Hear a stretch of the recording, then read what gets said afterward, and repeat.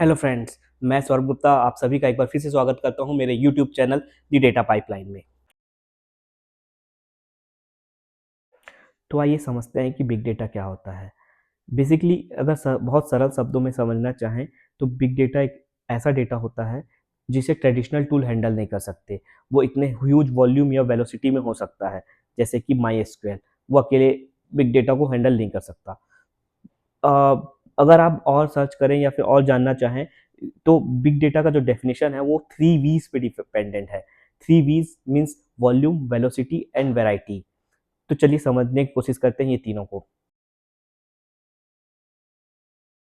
Volume, so basically big data की बात की जाए तो वॉल्यूम एक बहुत इंपॉर्टेंट टॉपिक है।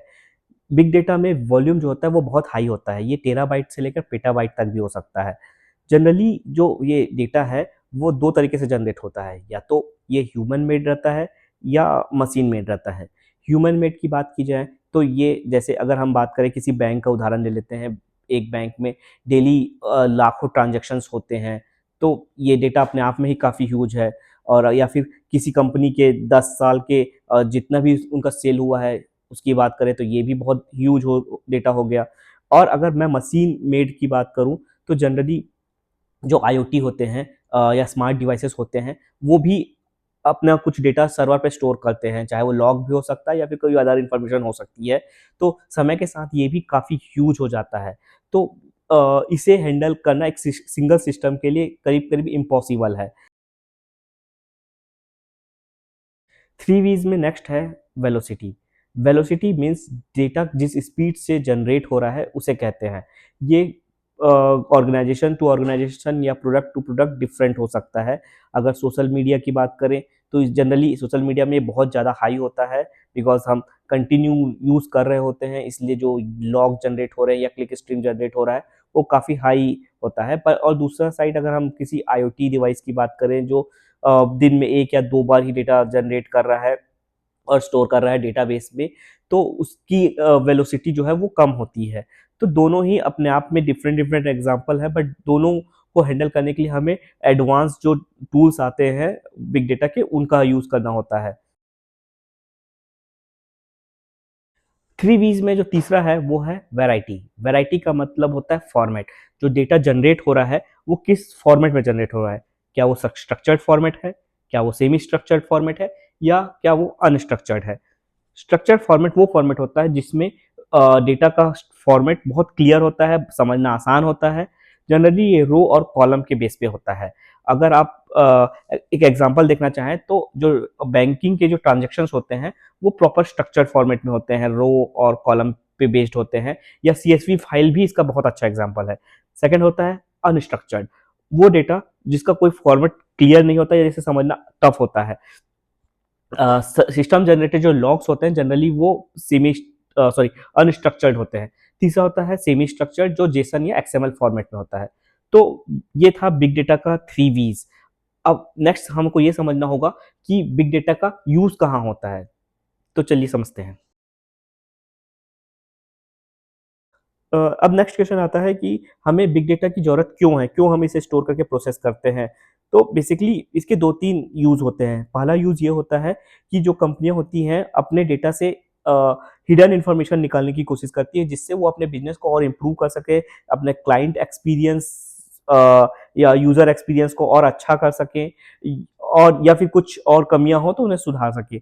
दूसरा ये होता है कि आप सभी जानते हैं कि जो एआई और मशीन लर्निंग होते हैं वो मॉडल बेस्ड होते हैं। मॉडल को ट्रेन किया जाता है और मॉडल को ट्रेन करने के लिए डेटा की ज़रूरत होती है। तो कंपनी इन डेटा का यूज़ करके अपने मॉडल बना के उन्हें ट्रेन करती है और उनका यूज़ अपने बिज़नेस या फिर अपने क्लाइंट्स के साथ डील करने के लिए करती हैं। तो दूसरा ये हो गया। तीसरा ये होता है कि लाइक कंपनी अपना जो भी डेटा है वो स्टोर करके प्रॉपर फॉर्मेट में रखती है ताकि फ्यूचर में कुछ उसका उपयोग हो सके। लाइक कोई कंपनी है, ई-कॉमर्स कंपनी, वो हर मंथ का जो सेल हो रहा है उनका उनका उसको वो प्रॉपर प्रोसेस करके प्रॉपर एक फॉर्मेट में रख रही है जो उनको आगे काम आएगा। तो ऐसे 3-4 उपयोग हो सकते हैं इस बिग डेटा के। तो इस कारण ये बिग डेटा इतना ज़्यादा इम्पोर्टेंट है।